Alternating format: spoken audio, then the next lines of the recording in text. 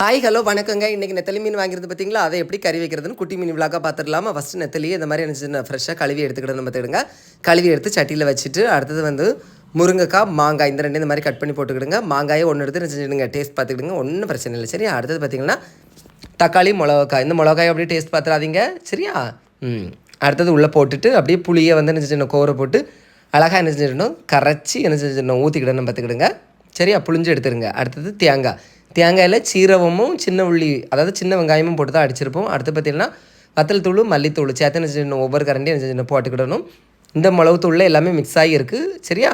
அடுத்தது தேவைக்கு என்ன செஞ்சிடணும், மஞ்சள் தூள் போட்டுக்கிடணும் பார்த்துக்கிடுங்க.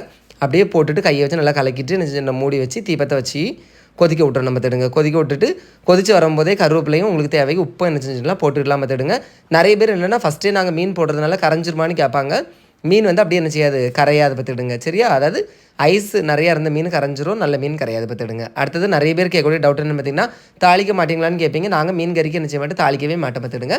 சரி வாங்க நம்ம டேஸ்ட் பார்த்துடலாமா. நல்லா கொதிச்சு வந்துட்டு அப்படியே உள்ளங்கையில் ஒரு சொட்டு ஊற்றி டேஸ்ட் பார்த்தோன்னு நினச்சிடுங்களா, வேறு லெவலில் இருக்கும். நீங்களும் இந்த மாதிரி டேஸ்ட் பார்ப்பீங்க அப்படின்னா மறக்காமல் கமெண்ட்டில் சொல்லுங்கள். உங்களுக்கும் இந்த நெத்தலி மீன் கறி பிடிக்கணும்னாலும் மறக்காமல் கமெண்ட்டில் சொல்லுங்கள். பிடிச்சதை லைக் பண்ணுங்கள்.